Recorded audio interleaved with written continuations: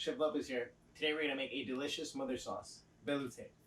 For that sauce, what you need is chicken stock. We've previously made chicken stock in the last video. Here we have 2 cups of chicken stock, as well as 2 tablespoons of flour and 1 ounce of butter. Along with our ingredients, we have a small pot for our sauce, a spoon, a whisk, and to scoop out that stock, a ladle. Now, this sauce goes great with chicken, and it goes great as the base of a soup. Let's get started. So into this pot, what we're going to do first is we're going to turn on the heat to a medium heat. We're going to add our butter into the pot. And I've pre-cubed the butter so that the butter starts to melt easier. Now what we're going to do here is we're going to make a roux. And in one of the last videos, we talked about what a roux was. A roux is a thickening agent made from butter and flour. It would help thicken our roux. There are 3 types of roux. You have your white roux, your blonde roux, and your brown roux. We want to go ahead and do a blonde roux for this veloute. And all we are doing now is waiting for this butter to melt before we add our next ingredient. You see here that I'm starting off with a spoon. And the reason why I'm starting off with the spoon is because I can go around the pot and get in between those angles that might be a little bit difficult for the whisk to get. Now, once the butter is fully melted, what we want to do next is incorporate in stages our flour. And here I have 2 tablespoons of flour. I sprinkle 1 stage at a time and simply incorporate that flour into the butter.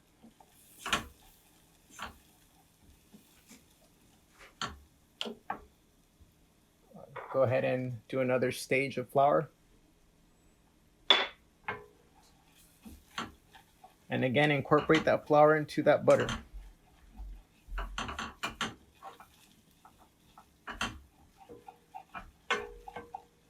Then the last stage of flour.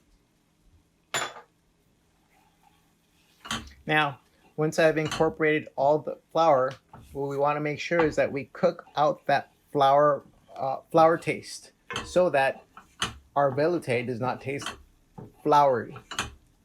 That process may take anywhere between 4 to 6 minutes. And as we start cooking it, we'll see the color change of that roux.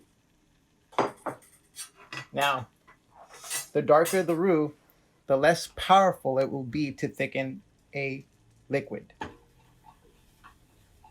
In the previous videos, we did a white roux, which thickened our bechamel. Now, if the heat is a little too high, go ahead and lower it down. But what you want to see is that color change.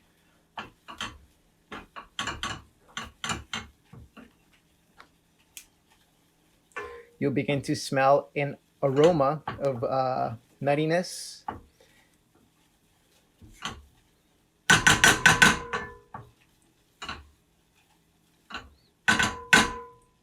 And in a matter of seconds, this roux will be ready.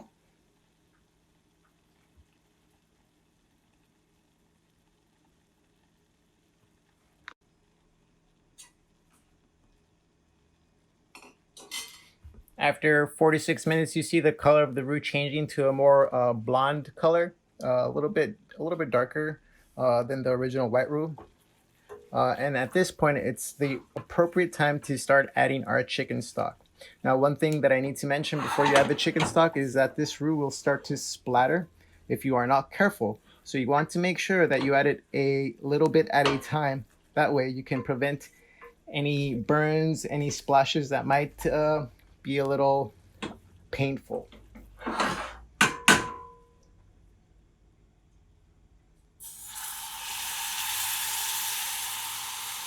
Now, like the flour, I'm going to add the chicken stock in stages, and you'll see right away that that roux is already working, thickening that liquid.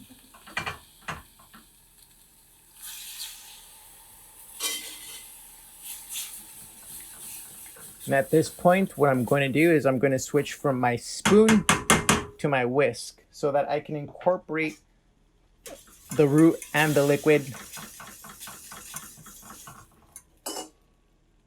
a little bit better.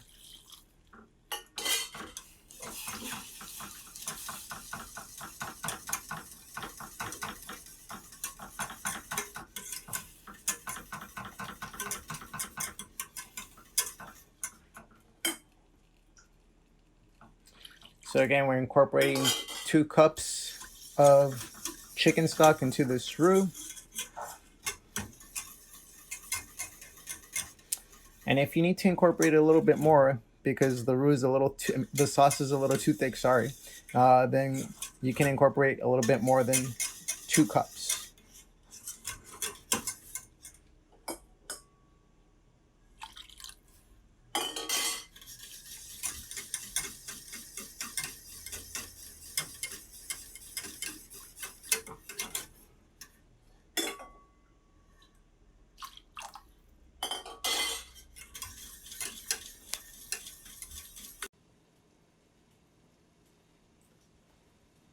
So I reserved about a half a cup of stock just in case the sauce is a little too thick. What I'm going to do now is allow this sauce to simmer for 15 minutes. After those 15 minutes have passed, I'm going to season my sauce and check the consistency of the sauce. If it needs to be a little loose, then I will add more chicken stock. If the sauce is at the point where I think it's good, then we are done. One thing we want to make sure is that we give it a stir once in a while.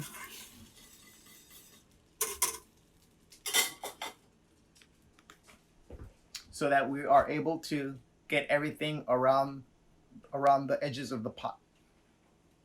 And that, ladies and gentlemen, is velouté.